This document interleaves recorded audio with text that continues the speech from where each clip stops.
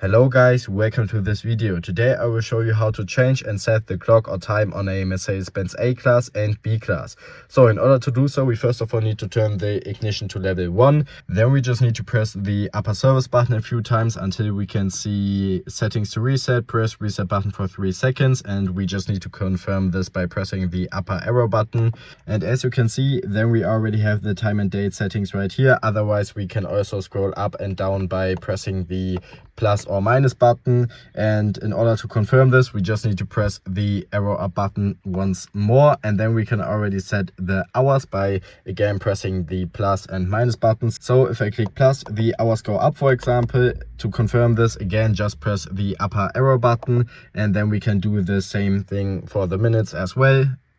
Just press the upper arrow button again, and then we can already set the date. I think you get it by now. You can just press plus or minus, and then it changes right here. As we have set it correctly, we just need to press the arrow up button a few more times, and as you can see, then we have already changed the time and date. So if this video could help you, please leave a like and subscribe. By the way, my goal is to reach 1,000 subscribers on this channel, so if you want to support me, I would really appreciate if you were to leave a like and subscribe. Thanks for watching, and bye.